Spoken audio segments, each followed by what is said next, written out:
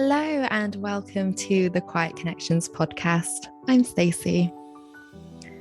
What if your panic was organic? What if struggling to say the things you want to say means you could actually be on the edge of a word-wise spiral? What does it mean to be calm-fident? And what if we're all learning how to navigate and steer the wheel along a winding road with limitations and obstacles to look out for? And perhaps sometimes we're just oversteering a little bit too much. Sounds interesting, right? It is, and today we're going to be exploring all of this and more with Origins of Life researcher and a pioneering psychoproctologist, Jeremy Sherman PHD. Shy until his mid-30s, Jeremy has his own story to share around how he overcame being tongue-tied and feeling anxious, moving from what's wrong with me to asking the fundamental question of what's up with us humans. Jeremy was truly fascinating to chat with, and I'm sure this will leave you with some intriguing questions and thoughts to explore and consider for yourself. So without further ado, let's hear from Jeremy. Hi, Jeremy. Welcome to the show. It's so nice to have you join us today. How are you doing? I'm doing good, and it is so nice to be here with you. So, it's always a good place to start by hearing a little bit about our guests. So if you'd like to share a little bit about who you are, what do you do, and what are you really passionate about? Sounds good. And since this is Quiet Connections, I'll put it in that context. I was shy and anxious growing up. I would say until I was about 37. A lot of my thoughts were about what was wrong with me. And I wasn't always quiet. I threw a lot of tantrums too. And my parents, I asked my parents to send me to a psychoanalyst at age 8. I did 4 days a week, 1,000 hours total on the couch with a Freudian analyst, and then went back at 30, 34 or so and did some of that. But there was a transformation, and now I'm a famously mouthy person. In that context, that's useful context for this. How did that transformation come about? Absolutely. And also it makes me in some ways not an authority on what it's like to live late adulthood with a quieter temperament. I'm not like that. In fact, I decided about 5 years ago that I wasn't good company in partnership. And the way I described it was that I was glad my lack of appetite finally caught up with my lack of aptitude. That I was just too much at close range. That I make a good friend, but but you want to take me in small quantity, or at least have the power to leave the residence in a way that is prohibited by partnership. Anyway, but I would say the transformation for me, to get back to biography a bit, came about because I started to realize I got less interested in what was wrong with me than I was in what's up with us, what's up with humans. I turned my attention. I had been an environmental activist. That was my first career, and feeling stymied, like I wasn't making much progress, that we weren't getting leverage, and in fact that there was a big backlash against the movement that I thought would simply overtake the world. I kind of sobered up and got interested in us, in psychology, and then in evolutionary psychology, and then in evolutionary theory. And now I do what I call cradle to grave research. So I'm an origins of life researcher working on the chemical origins of organisms. I work on so it's cradle, that's the cradle. The grave is our grave situation these days. So in a way, I still am interested in the environmentalist issues and other issues as well. So the origins of life, the evolution of language, and my recent work, a lot of my work has focused on a topic I call psychoproctology, which is the diagnosis, treatment, and prevention of a-hole behavior. That is the behavior of buttheads. And the fundamental question there is, what is a butthead, since it can't just be whomever I happen to butt heads with? Right. And there are quiet buttheads too. That is, there's a bunch of quiet ways to be intransigent, to be a know-it-all, all of that.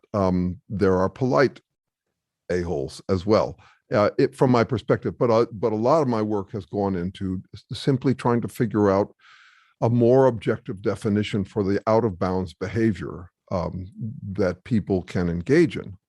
But one of the learnings along the way is that humans would be an uncommonly anxious species. If you just compare what a dog could worry about at night to what a human could worry about, I think of this as a product of us having language. We're a symbolic species. We're unlike other species this way. And that means that we can imagine all sorts of past and future threats, real and imagined, and missed opportunities, and it would make us an uncommonly anxious species. So some of my work is simple, and I think of being an a-hole as also a possibility afforded to us by language. And there are lots of predators and super predators, but being an a-hole is a human thing.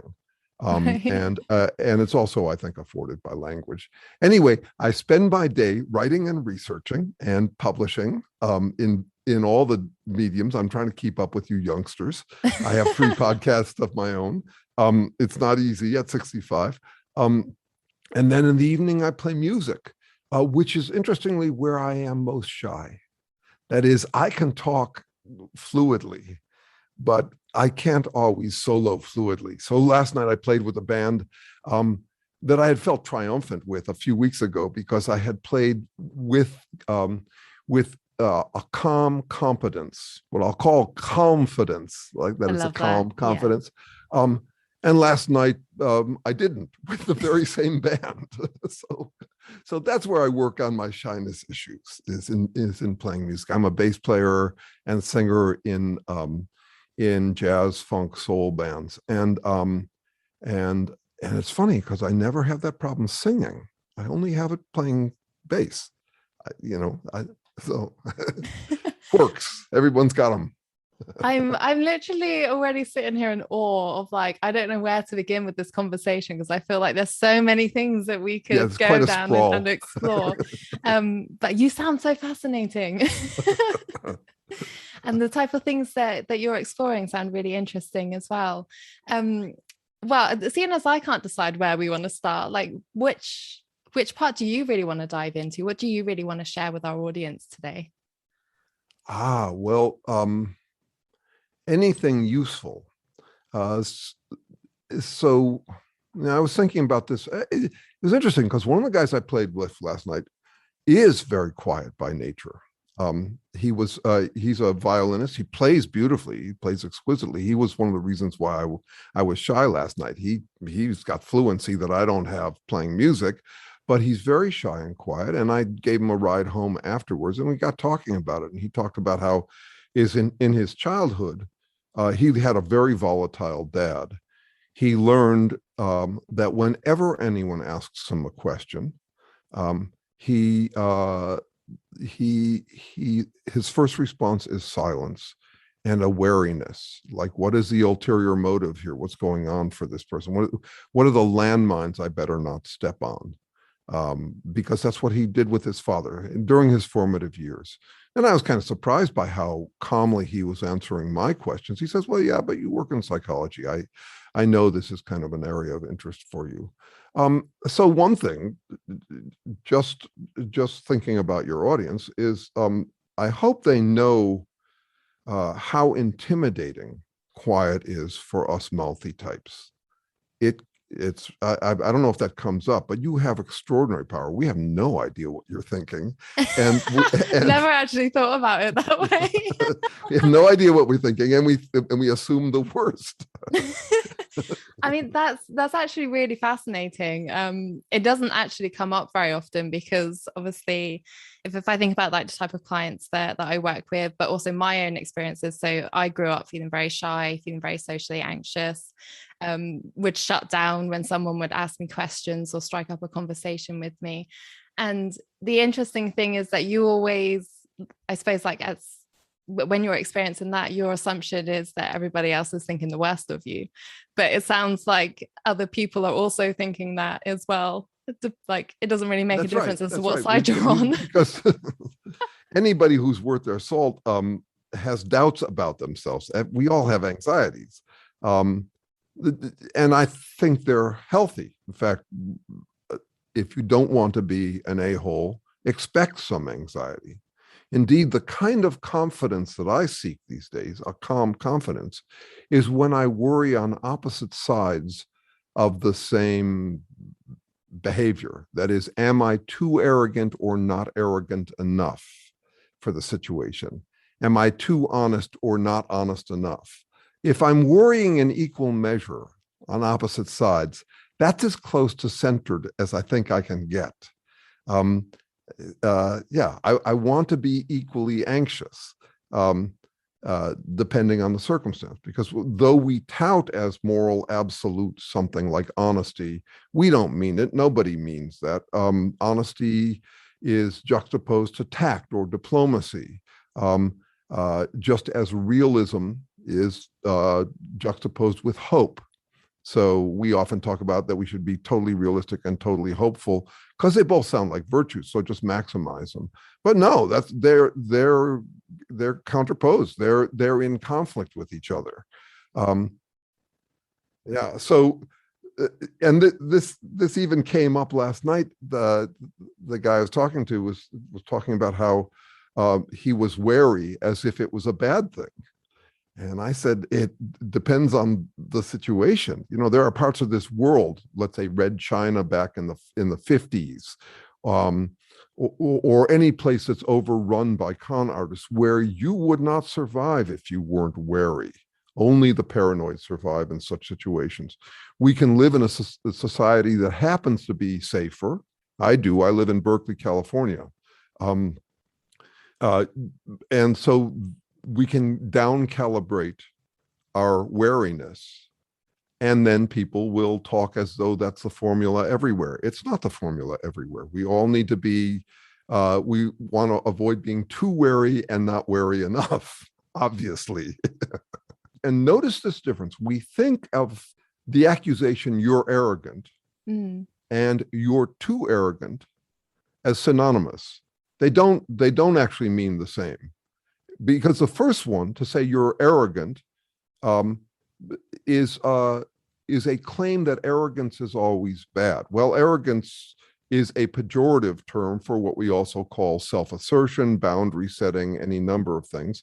And it is worth noting that it's rather arrogant to declare yourself the judge of who is arrogant. So it's a big paradox, really. No, and that's actually fundamental here. That is, anytime a moral principle can be described as a paradox, that it can be rephrased as a paradox, it exposes that it's actually a moral dilemma, not a moral principle. This is fundamental in my thinking. So, for example, intolerance is bad. Be intolerant of intolerance. You shouldn't be negative. You shouldn't be judgmental, which is a judgment. Do not be negative, which is negative. All of those point to the fact that these are dilemmas that we will deal with lifelong. You know, when should you be intolerant and when should you be tolerant? So that's why my confidence comes from worrying equally about whether, I'm too judgmental or not sufficiently judgmental for the situation, too intolerant or not intolerant enough for the situation. I think I'm getting it. Yeah. Is it because they almost balance each other out that then you become kind of centered in the middle of the two? Yes, but I would phrase it a different way. And this actually comes, Right. This is a standard metaphor for life as a winding road. But it's actually, I came back to it through my understanding of what selves are. This is the origins of life research. Um, selves and trying are mysteries to us. We don't have a scientific explanation for them. That's what I've been working on for 25 years in collaboration with a Harvard and Berkeley neuroscience professor who I've been working with. I just had the good luck to fall in with a guy who, though I didn't have his credentials, was happy to explore the real questions with anybody who was really engaged, and I was totally engaged. This guy's the love of my life. He's a frumpy professor here in Berkeley. We take dog walks every week, and we think through other elements of the research. But the core question is this: inanimate things are not selves, and they're not trying to do anything. Not even computers, not even smart computers, not even AI. It's not trying to do anything. Organisms try. They're selves that try on their own behalf. They work, they make effort on their own behalf. And nothing we do defies the laws of physics and chemistry.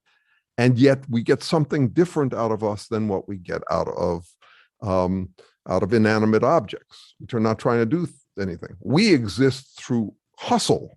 Like today I have every intention of regenerating 240 billion cells. I'm going to do that. Wow. I mean, it's impressive, right? And it's a slouchy day. I don't have much planned, but that's one of the things on my agenda, apparently. And I'm going to do this silently, without feeling it, without noticing that I'm doing it, other than mentioning it here. I do it without thinking about it or feeling it. So all organisms do that. That's what we have in common. So what is trying, and how did it start? What is it? I would argue is a constraint. And constraints relate to roads. That is, we are limitations on what happens in physics and chemistry. And so our work yields a perfectly physical, chemical explanation for how the first self-regenerative constraints emerge from simple chemistry. And I think of myself as constraints that happen to channel energy into work that regenerates the self-same constraints. That is, I am a constraint. So I am a constraint riding on the external constraints, and they're changing. That's why it's a winding road. So if you think about what it takes to drive on a winding road, it takes self-control or self-discipline, interacting with external controls or constraints on your ability to stay alive. That is, imagine that there's brick walls on either side of this road, and it's winding, which means that you have to turn the wheel in order to stay more or less centered on the road. It's another thing about it. I'm not on a train track. I'm on a road. I can do a variety of different things and still stay on the road. I'm not arrowing, I'm narrowing. That is, I'm limiting, but I'm not limiting to an absolute fine point what I do. So for someone to say, never be arrogant, is a little bit like saying, never turn your steering wheel to the left. Always turn it to the far right and keep it there. That's no way to ride a winding road. Your circumstances change, and you change in response to them. So that's how I think about that these days. Yeah, that helped really clarify that. Actually, to me, that sounded like it's all about responding to our environment. Yeah. So whatever those external circumstances are around us, all depends on actually what response is needed in that moment. That's right. Though, and that's quite right. But it's important that when you're dealing with somewhat shy people to point out that you're doing it on your own behalf. All selves are a bit selfish. We have to look out for ourselves or we die. So it's basically, how do you use your environmental circumstances? How do you take in what's useful and keep out what's not useful? How you're attending to the threats and opportunities, the openings on the winding road of life, and the constraints on the winding road of life that could kill you or damage your status or all of that. So realistically, if you step back, if you zoom out from all of this and then contemplate shy people, that's a perfectly appropriate response. It's a shock that we drive so adeptly. But if it takes you a while to think of what to say, I think that's natural. It's a total clusterflux what we're dealing with in reality. I mean, because imagine, not only are you watching out for the brick walls on either side of the road, you're watching out for other drivers, and who knows who knows what's going on with them. They could be lost in some word-fueled imagination that has them veering into you on the road or out to get you or anything. So yeah, it's a natural response. Don't panic. It's organic. Oh, I like that. Yeah, that was a really nice reframe, actually, because I do feel like a lot of us who are shy and who experience a lot of anxiety in social situations, we do tend to really judge ourselves on that shyness, when actually it is a very natural response. But there are also things that we can do to help support ourselves and change how we're responding in those situations as well. That's right. That's right. So yeah, and there's paradox in what I just said. Don't panic. Your panic is organic. Um, don't panic about panicking. So But allow yourself to panic. no, I know it's another. That's right. In general, that's my game. It's recursion. It's folding things back in on themselves and finding what's underneath that. And I want to say one more thing about what helped me get over shyness. But mine was probably a peculiar version of it. So I was the third child of four boys, and my father and my older brothers were shockingly verbal. They were good at it, and they knew it. They had a swagger about them, and I was not. I was really slow waking up. I was an incredibly late starter. I mean, dim to the point where I had to find my status by other means. I became the problem child of the family. I even have a recording of my father describing me in an interview as the runt of the family. Bless his soul. Oh, wow. I'm grateful for it in retrospect. I was tongue-tied through most of my childhood, and my brothers could dance circles around me. But it did motivate me in my case, and I had the luxury, the freedom, not afforded to everyone, to be able to manifest that anxiety in study. I do the same with music now. When I have a bad musical performance like I did yesterday, or one that doesn't meet my standards, they were okay with it. They didn't seem to, they were a bit too busy thinking about whether they were playing okay. We had actually a wonderful conversation about that at the beginning. It was delightful, about how anxious everyone was as we sat down to play together.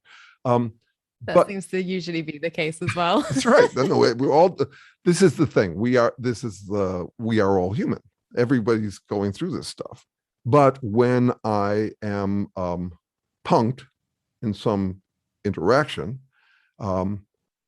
these days, it motivates me to try to get better. So I came home and woodshedded yesterday. As I practiced, I used a term from jazz. You go out to the woodshed to practice. So I woodshedded last night, inspired by my inadequacy at the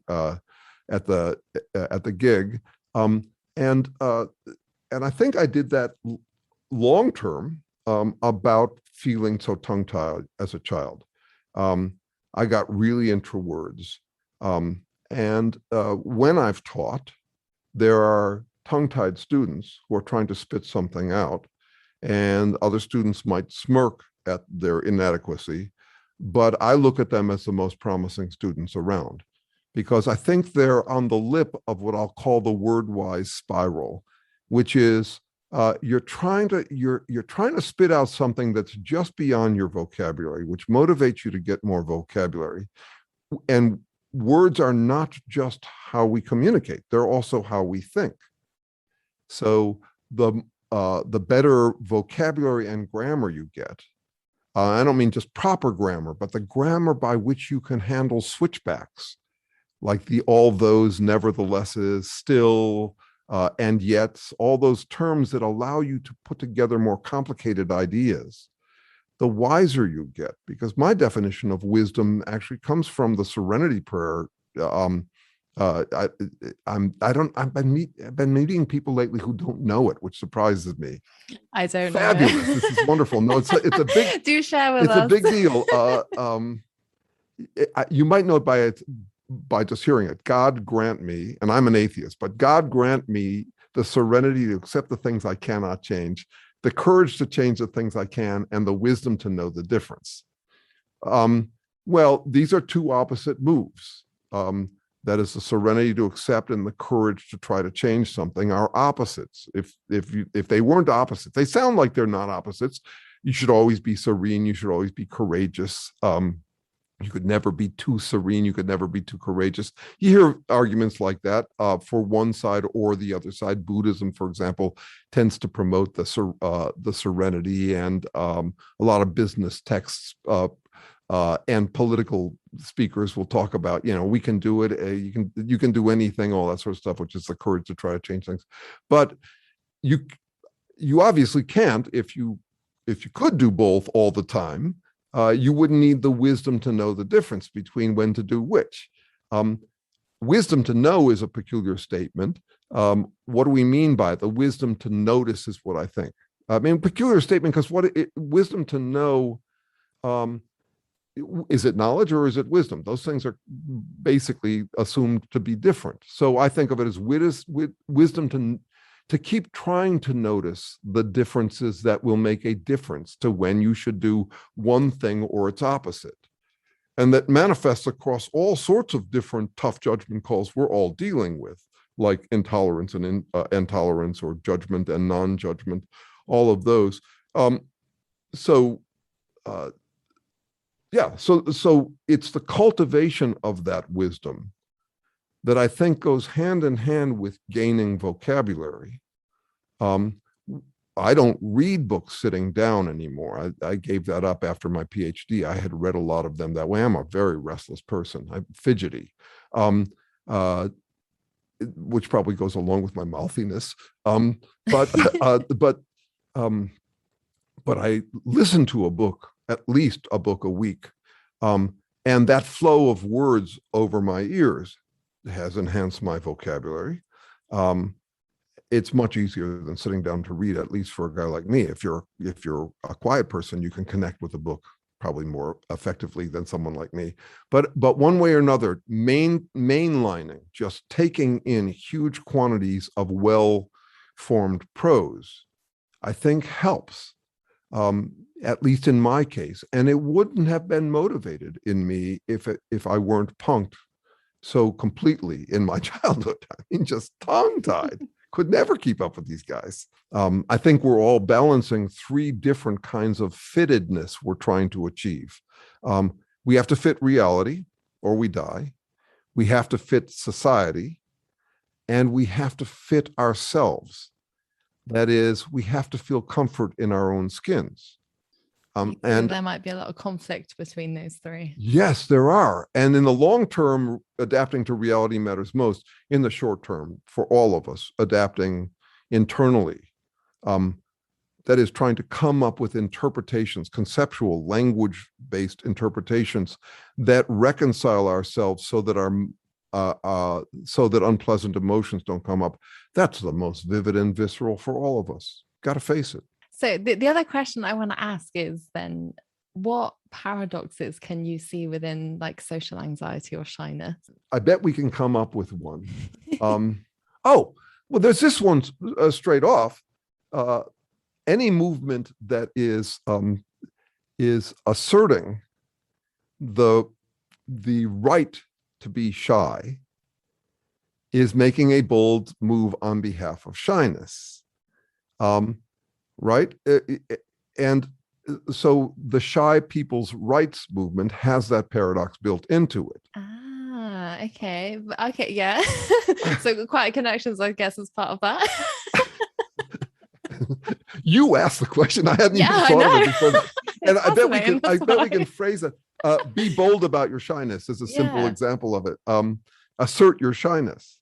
Yeah. And by the way, that actually has deep roots. I think it's telling that all of the sacred stories, Jesus, Muhammad, and the others, are about benighted heroes. The hero's journey where against great resistance you prevail would be, I mean, that's the heart of all romantic fiction. Um, but it would also be really handy. An a-hole, a butthead, is someone who employs confirmation bias so that no matter what gets said to them, no matter what challenges they face, they can claim triumph for it. And so that means that it's wonderful to have an avatar like Jesus, because he, whenever you're losing, you can claim that you are being oppressed, like Donald Trump does. And whenever you're winning, you can claim that this is evidence of your eternal victory, that you will win happily ever after thereafter. So the boldness, shyness thing, I just try to watch out for the brick walls on either side of the road, and they're not brick. It's soft shoulders. It's way more vague than that. With the outer edges of the road that we're all winding on, is very hard to discern. It's not easy to know where to draw the lines. Therefore, you're trying to stay on the safe side of both sides, which is a challenge. But there would be an easy way out for shy people, where they could say, I was shy, and it is my right now to assert myself. So you can see this in I have known some yin-timidators. These are yin in Taoist thought means feminine, receptive, all of that. So there are plenty of bullies who can employ that. And one version of it is what at one time I described as post-traumatic ass syndrome. Right. And this was inspired by my best friend in grammar school, who later became a right-wing rabbi, far right-wing rabbi. We had a few exchanges in later years, and they didn't go well at all. No, I mean, major Trump supporter, Sarah Palin's his hero, Right. all this sort of stuff. And everything was justified by the fact that the Jews had suffered. So it's post-traumatic, and the guy thinks he deserves to have his say over everything, because he was once oppressed. I did a exercise with some of my psych students where I had them go back and into their bloodline history and find a time when their tribe was both the oppressors, and a time when they were the oppressed. Because pretty soon we're going to reach full saturation on that, where everybody's done, every race will have been on either side of that. But anyway, that would be one way it would manifest, is that there might be shy people, and I could actually be one of them, come to think of it, who gets mouthy with a vengeance. Right? I love it. Wouldn't put it past me. Amazing. Okay. So what would be one top strategy that you would share with our listeners today? I guess I want to highlight three, and the first is, and one of them is the first thing I said, and I don't remember it, but it'll come back to me maybe, or maybe to you. Okay. One is remember the power. No, actually, I'm going to simplify it down to one. This Tweedy guy I described as the love of my life a while ago is a quieter guy. His affect is quite flat. And dealing with him reminded me of the way my father described his first dinner with my mother's parents. My mother came from a quieter family, and they didn't talk much at the dinner table. My father came from a rollicking, rousing family, and my father had a bloody nose over the first dinner. And I always imagined that as like some kind of strange vacuum pressure that sucked the blood out of his nose. So there was a way in which being around this guy, because I came from a melodramatic family, verbal, melodramatic. We were living in the 70s in Marin County, California, where your feelings were truth. And so everybody was going around asserting themselves. And my mother especially, because she was finally coming into her own that way. And so I had no idea where this guy stood. And over 25 years working with him, I have learned the power of silence, the power of flatness. I was always worried this guy was going to stop giving me audience. I found his company so important to me. And yet I was worried that he was thinking disdainful thoughts about me. I suffered from imposter syndrome. He was a Harvard neuroscientist, and I wasn't by a long shot. It turned out that his love was reliably, presently, steadily there and never mentioned. I think the closest to a warm thing he's ever said to me is that our collaboration has been excellent. And every year I allow myself one cheesy remark to him about how much I adore working with him and how I adore hanging out with him. So that may be more relevant for a person like me, unfortunately. And I could take another crack at it. Maybe the word-wise spiral is another thing I would recommend. I did like Just spend some time with words, get some fluency if you can. If you can, it doesn't come naturally to everybody, but try to get it, because you'll think more interesting thoughts. And I also want to say that as a guy who lived a very public life for many years, getting comfortable with my solitude has been among my greatest joys. And a lot of us are figuring this out now. I mean, the world has gotten so entertaining. There are so many things to do with yourself. And to just follow your nose, as Machiavelli described it, he's the founder of political science. He would be out in the world having frustrating conversations. He was exiled to the country, to the countryside. He would have frustrating conversations all day. At night, he would wash, put on his best clothes, and go and have the best possible conversations with the greatest minds in history by reading. And so there is something to be said for that. I love that. Thank you. And also, actually, just on the note of you talking about the words, it's actually quite interesting, because I found that over the last year, I've become a bit of a nerd for looking up the meanings of words. Yes. And that's gotten so easy. It's so lovely. It's so fascinating though. Personally, what I found is that I've experienced a whole another level of meanings of what words mean when you start looking at the root word where they come from, and it's I look up etymology almost every day. I mean, no, they're endlessly fascinating. We should appreciate how weird life is for this mid-sized mammal that recently acquired language, which completely alters how we adapt to reality. Other organisms just have reality to deal with. We've got that and our imaginations. I just appreciate what a weird thing it is to be us. And the fact that we are all weird. That's right. Okay. Well, it has been so lovely actually speaking to you and listening to your thoughts. I feel like I need to go process everything that you've just said. A nap. But it's been really, really fascinating, and I really appreciate your time. Delightful to hear. I'm glad to hear. All right. Have me back anytime. A pleasure to be here. Oh, and anybody who's interested, look me up on jeremysherman.com. You'll find way too much of me there. Lovely. All right. Thank you so much, Jeremy. Yeah, you're welcome. How interesting was that? I want to share some final words from Jeremy that I received in an email after our call. Some additional thoughts on what else helped him work through shyness. Fallibilism, the recognition that any choice could fail, that no behaviors or predictions or ideas can reach 100% certainty. We're all just guessing.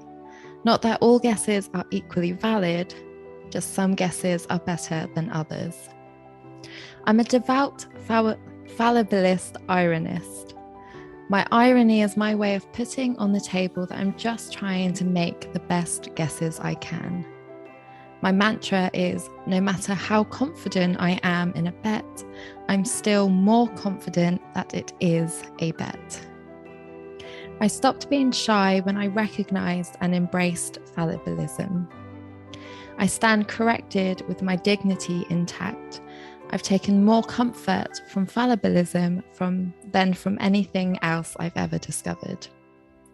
So some additional food for thought there. Not many of us are comfortable with ambiguity and with that sense of uncertainty in life, but we are all just guessing. And we can learn how to get better at making better guesses. I loved Jeremy's metaphor throughout our chat together, of looking at life like driving down a winding road, and how having to navigate the obstacles to keep driving in the center of that road, that it's about learning how to discern the appropriate responses to the appropriate situations and environments that we're in that present moment. The chances are that there were moments in your life where perhaps adopting a self-protective, quieter, shy, withheld, or avoidant response was actually the best approach for you to take in those particular situations. And this is often very true when we're younger and have less ability to self-defend. It's the rabbit playing dead when it can no longer outrun the fox. This does tend to become a problem for us, or we start to see it as a problem at least, when we continue to use those same approaches in response to situations that don't necessarily require that response anymore. That's when I feel like we start to wish that we could maybe do something else instead, that we could act differently. And this often shows up for us saying, I wish I wasn't anxious, or I wish I was more confident. But what if that's our way of recognizing that we've been turning our steering wheel all the way to the left, and that there's space in that for us to practice using discernment to then explore what other responses we could adopt that are more suited to the present moment situations that we'll be in. And sometimes that might require an anxious response. Other times it could be appropriate to be quieter, or it might actually be safe to assert yourself or speak up or express an idea. The other part of that, of course, is then we might recognize that we need to learn and practice how to do those different things, how to speak up when we know that it's okay to. And that's where I feel the confidence comes in, the calm plus confidence, being the result of us reaching a new level of competence with something that we feel comfortable with doing it. It's us learning new skills, new patterns of behavior, and continuing to practice them. It comes with taking comfort zone stretches, or looking at how we are perceiving ourselves and what we're capable of, and challenging some of those interpretations and beliefs that we're holding about who we are. And you know what? We're going to make mistakes along the way. It's going to be clunky when we first start learning, and that's absolutely okay. If you'd like to learn more about this, then please do head on over to quietconnections.co.uk/free gifts to check out some more of our free resources. Or if you'd like to reach out to Jeremy, then you can do so at jeremysherman.com. Tune in again soon, and in the meantime, stay connected.